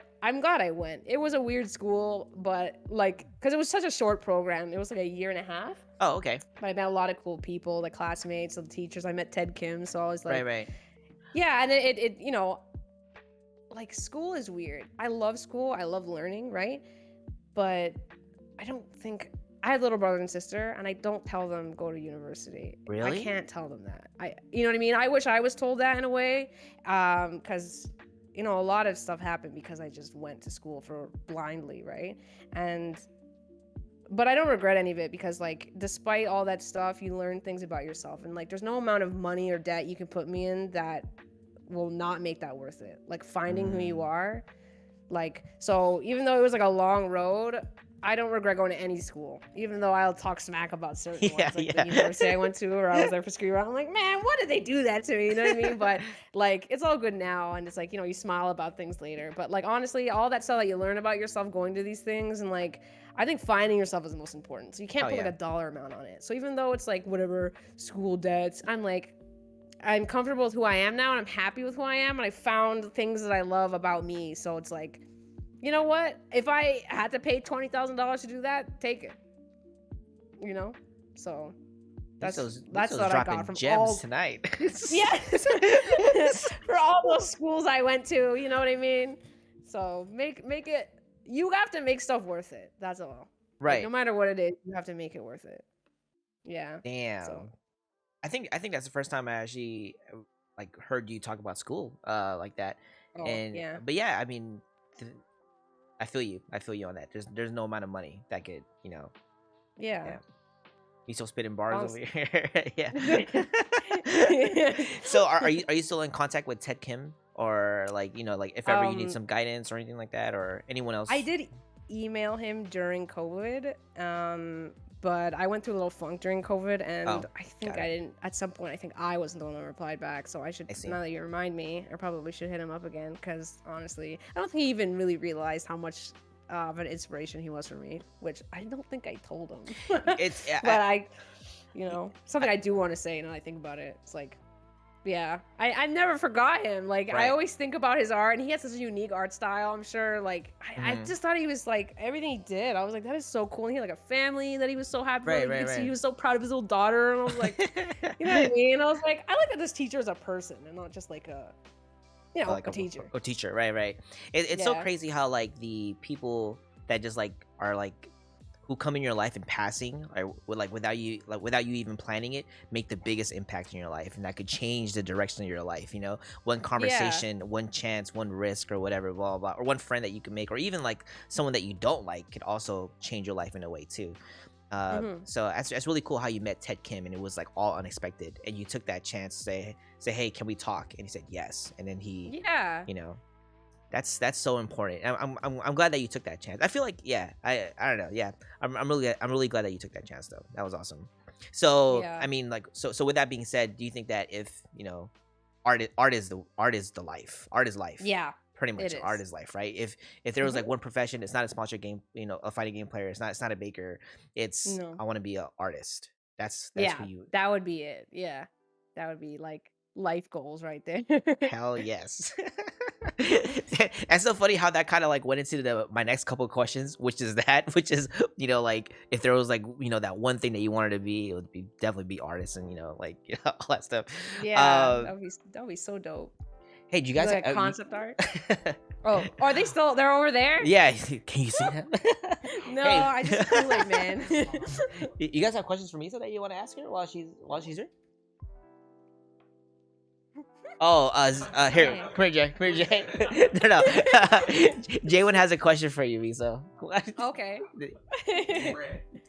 Okay, he's saying, is Zeku viable? Of course he is. Are you serious? Have you seen Zeku? Nah, he's ridiculous. He's definitely top 5 in the game. Top 5? Don't let anybody tell you otherwise. He is. I'm not making that up. Nah. What happened? Zeku. You want to tell her that? I don't think she heard you. No, I didn't hear. I told her that. He said Zeku's alright. I'm just kidding. Whatever, Stamps. I'm just kidding. You know Zeku broke. Zeku. No, Zeku broke, and that's fine. T-Blaster knows. Miso, I said I appreciate you because you're one of the few people who don't downplay their character when they're good. What? Just keep it Why real. would you downplay? That's crazy to me. Like, why? You know what I mean? Like, you know what the best feeling is in a fighting game? When you play somebody and they're like, damn, your character's cheap. And it's like, I'm glad I could show you that. You know what I mean? To me, that's mad good. Like, I'm glad you think he's cheap because of me. That's great. Like, you know what I mean? That's a compliment. All right, Mi. So I have some fun questions for you that I want to ask. And then I also want to open up the floor for anyone else in chat that wants to ask Miso some questions, especially including the people here too. Money's right behind me wearing the clown the clown thing. But if you guys have questions, make sure you guys use the ask channel point command so that way we get a queue going and stuff like that. But my question is coming from you as a professional baker, right? Can you answer this age-old question that a lot of us have been fighting for the last few weeks on? Okay. Is cheesecake a pie or a cake? You know, it would depend on which version of it, right? So there's a lot of cheesecakes, right? There's New York cheesecake, there's Italian, there's Japanese, right? So Japanese cheesecake is a cake. There's nothing you can say about it. That one is a cake, right? New York cheesecake, which is, heavy graham cracker crust, and, you could argue that shit's a pie. What? If you really think about it, right? Or I guess Italian is like the other end where it's very creamy, so it's like not even like solid almost, right? Like, you know what I mean? So like that one is like, that's actually not a cake. It's very kind of wet. You know what I mean? And then like New York cheesecake is like in between the Japanese and the Italian, where it's like, that's cheesecake. So to me, it's a cake just because it's called a cheesecake. I call it a cake. You know what I mean? It's a. But oh my god, I'd say it's a cake. Can't believe it. Okay, where did tart come from? People keep saying cheesecake is a tart. Oh yeah, you could also say it's a tart. What? How is it a tart? Just because like that's retarded. You know what? I'm pretty open to what people want to call it, right? It's kind of like that question. It's like, is a hot dog a sandwich? You know when people say that? Yeah. Is like hot dog a sandwich? sandwich? It was bad because it's a bread in the middle and then there's meat product in the middle of it. That's technically a sandwich, right? Dude, you said so it's kind of like, yeah. A hot dog is not a sandwich. I think a hot dog is a hot dog by itself, right? Yeah. Yeah, it's not. Yeah, hot dog is his own category. But you would call a burger a sandwich, wouldn't you? But that's a burger. Right. What do you mean you wouldn't call a burger a sandwich? Burgers are sandwiches. A burger is a burger. Okay, but you would classify it under the veil of sandwich because it is in fact a sandwich. Burgers are just sandwiches, but with a beef patty. That's the only difference. Yeah. Okay. Burgers are sandwiches, right? It's like the greater like umbrella, right? It's like sandwich umbrella and then burgers. Right. Okay. Got it. But hot dogs wouldn't fall underneath that umbrella. Hot dogs is its own category. Would you agree? Yeah, I would say that. But if somebody was like, yo, is hot dog a sandwich? I'd be like, I guess. You know what I mean? Like, if you want to consider it in the sandwich umbrella, then yeah, you know what I mean? I'd say that. But, like with cheesecake, right? I'm just going to say is like, what's your favorite kind of cake? And someone's like, cheesecake. I'm not going to be like, oh, that's not a cake, dude. You know what I mean? Yeah, technically it's not a cake. It's like a dessert with like, whatever. It's like you can call it whatever you want, right? But it's not that serious. It's like, because it's not like a cake, and I get it. It's like literally layered graham cracker crust and then a filling, right? So that's like a pie or a tart, right? Because it's technically a filling and then a crust. And that's not what a cake is. Cake isn't crust with filling. That's like a pie or a tart. But she said cheesecake is a cake. Oh. Yeah. I'll roll with it. This guy was about to bring the cake out. He's like, "What do you mean? What do you mean it's not a cake?" What do you mean? What did we just get you for your birthday? What did I just bring in here with the candles? Okay, I think so Blue Green asks, who did you main in Street Fighter 5 Alpha? Oh, sorry, stupid. Street Fighter Alpha. It was Ken, right? It was Ken and Cody. Yeah, Ken was the main boy, and then I got real dope with Cody, so I wasn't sure who was better between them. Like, you know what I mean? Like, of my characters, which was stronger, but Ken was like the main sauce, and then Cody was like the secondary. Yeah. Okay. Jaywin asks, pie or cheesecake? What? Oh, cheesecake free. Pie or cheesecake? Yeah, I like pie, but cheesecake is like next level. Like that's I crazy. love cheesecake. I know. Shake's asking, let's have this on record. Is red velvet just chocolate? Yes, it is. Unfortunately. Wait, no, come on, don't do Miso, don't do this, Okay, don't do this to no, me. I'm sorry. Miso, don't do Okay, this. it's not okay. Listen. I like red velvet more than chocolate cake free. But let me tell you what a red velvet cake is, right? Red velvet is not a flavor, sadly. It actually is just red food coloring in your cake. But here's why: when you eat something and you're like, that tastes like red velvet cake. Do you know what it is that you're tasting? What? It's the cream cheese frosting. The frosting that they put in red velvet cakes are always the same. It's a different kind of icing that they put in. It's not actually icing, it's like cream cheese frosting. So when you're tasting red velvet, it's actually just the frosting that they put in. But they don't put that in other cakes. They put in red velvet cake. So red velvet is just dyed. It's like a very light chocolate. It's like it's kind of like very. It's not like, you know, you have like a chocolate cake. You taste the chocolate in the cake. Red velvet, Right. they don't put as much, and then they put food dye, and then it's the icing. So, Fuck, yeah. man. Sorry, guys. If you red velvet is actually not really a flavor. It's kind of like, have you ever? Okay, look at this, right? I don't know if you can see these pizza Pringles, right? Right. Right. So, just what does pizza taste like? Right? Like you can think about pizza's not a flavor. You get what I'm trying to say? But when you taste it, you're like, yeah, this tastes like pizza. Why does it taste like pizza? So when you think of pizza, you're thinking of like tomato and cheese. So then in your head, you're like, yeah, that's pizza. No, it's tomato and cheese. Some tomato flavoring, some tomato paste or whatever. I am tripping out right now. Yeah. Miso, this is like 5D in my head right now. There's another chip. I think it was Pringle. No, it was Ruffles. And it was like hot dog flavor. I'm like, what is a hot dog flavor Ruffle chip? So I bought it, okay? I bought it. I was like, what is that going to taste like? I eat it. And because I don't put this on my hot dog, I immediately knew what that stupidness was.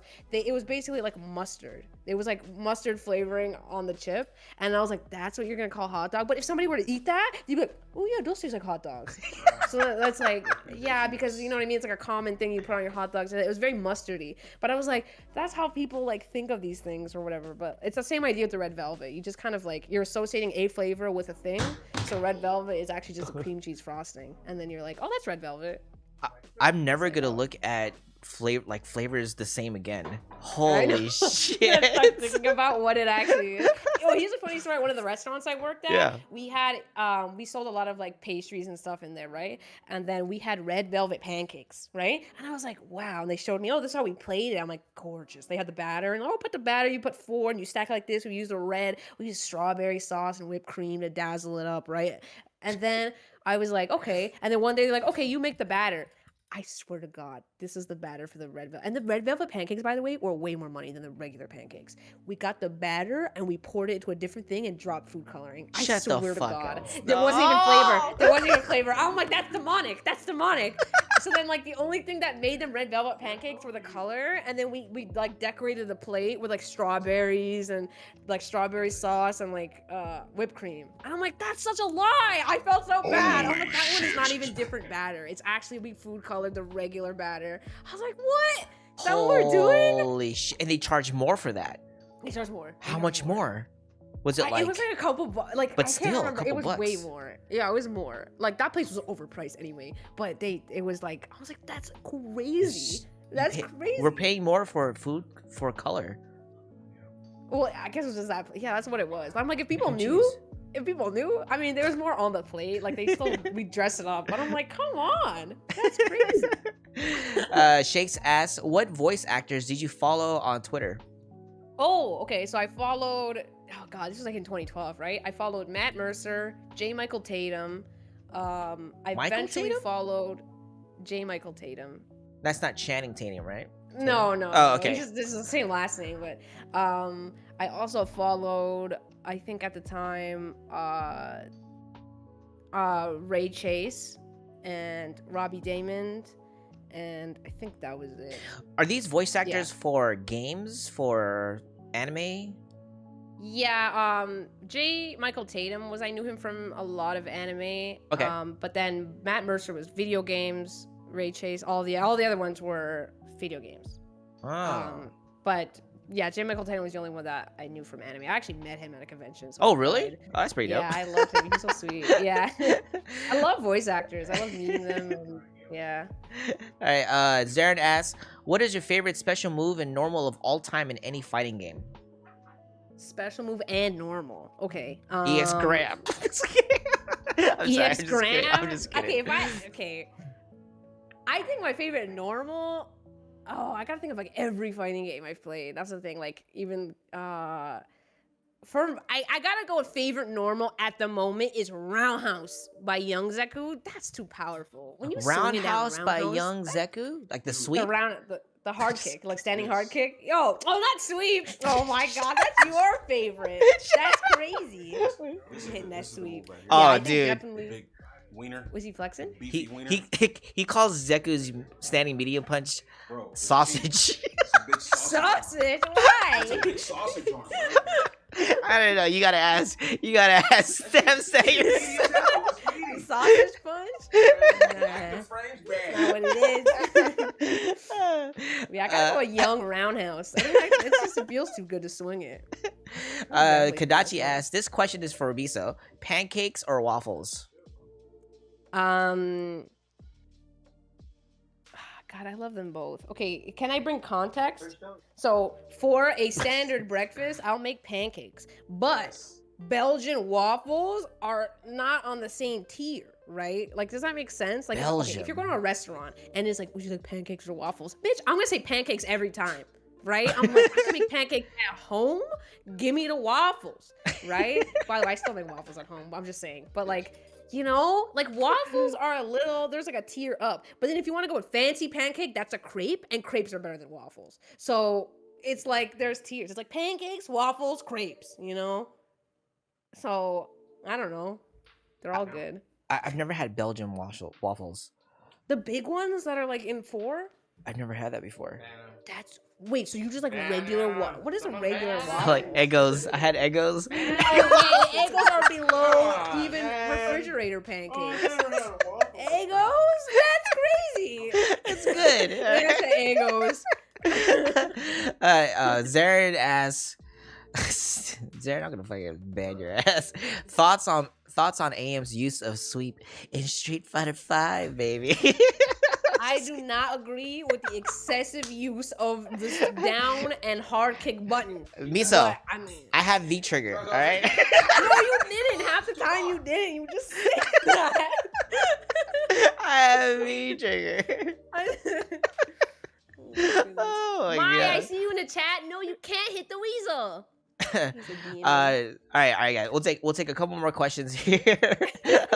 Jaywin asks, "Where is French toast on the tier list?" Ooh, Okay, here he that's goes. actually pretty So I guess it would be waffles, pancakes, French toast, right? And then I think that's it. Like so how would you rate that? Okay. So if we're talking freezer waffles, they're at the bottom. I'm sorry. Those are Okay. awful. Let's do Freezer waffles, Belgian waffles. freezer pancakes, right? And Okay. then it goes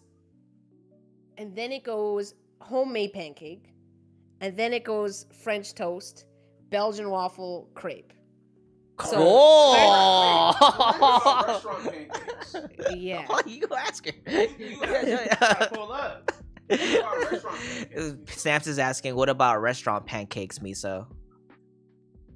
No, I don't order pancakes at a restaurant. That's the same pancake you make at home. That's why that's why Belgian waffle is over pancakes. Because that restaurant pancakes are the same as home pancakes. They're not gonna make it any fancier than you That's can true. do at home. I promise. That's true. That's very, very true. All right, Yeah. Zaren's last question: favorite drink of all time?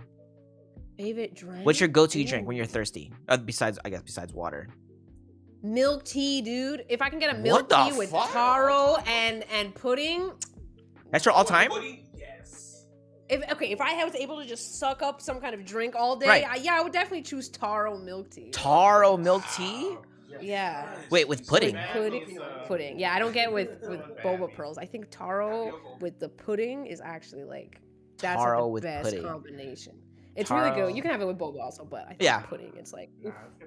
I actually like boba, even though it doesn't have any taste. I don't know why I like it though. You know what doesn't have taste? The grass jelly. That literally tastes like nothing. Very right. Grass jelly is so good. I don't know why. When they put that, like, have you ever got grass jelly and you're like, milk Oh tea or yeah, anything grass like jelly that? is good. I like Yeah, grass jelly. grass jelly literally tastes like nothing, but it's so delicious. I don't know why. I'm like, "Ew, that sounds real good."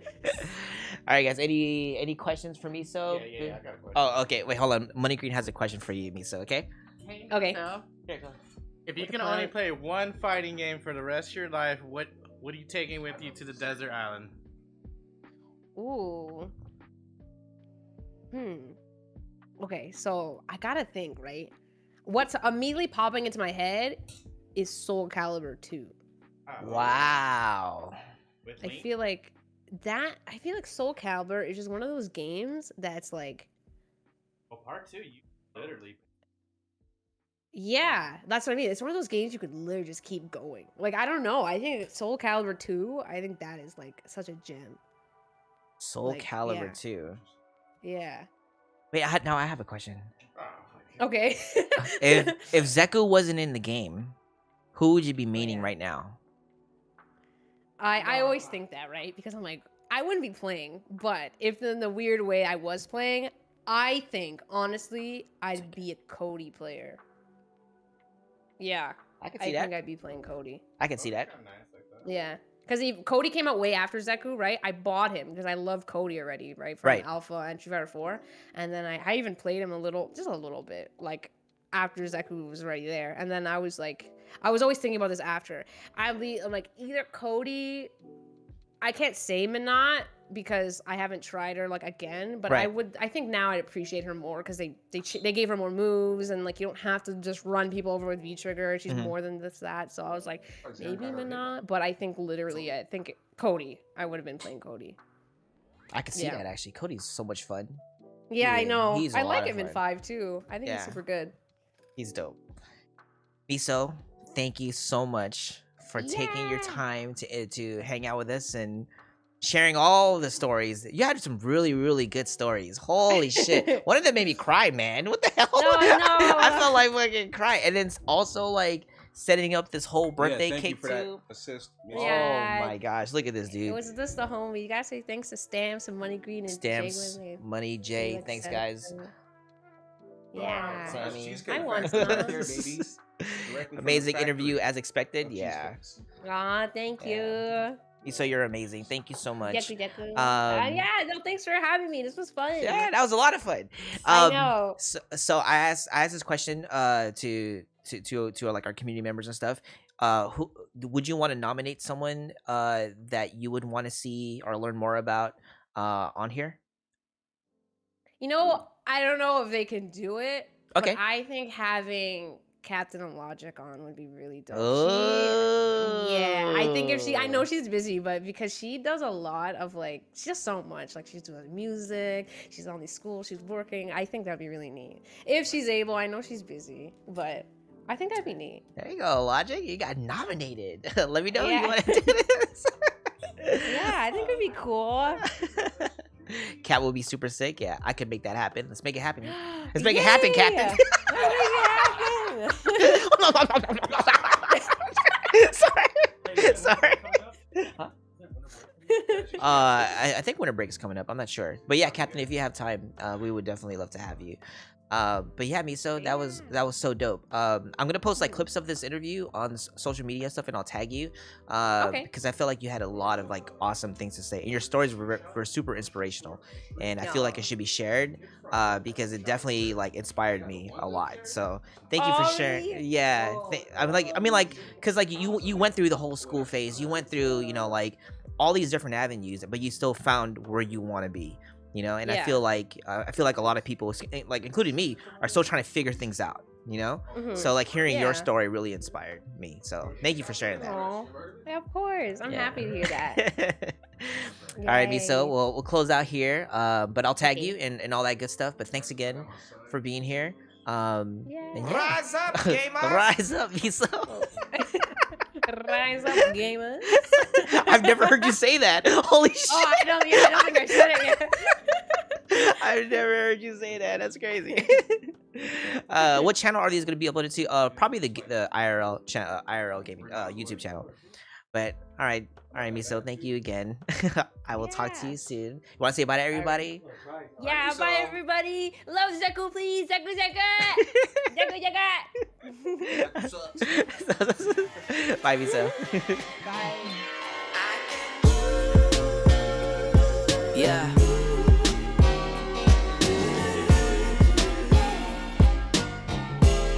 You know, there's never the right time for this.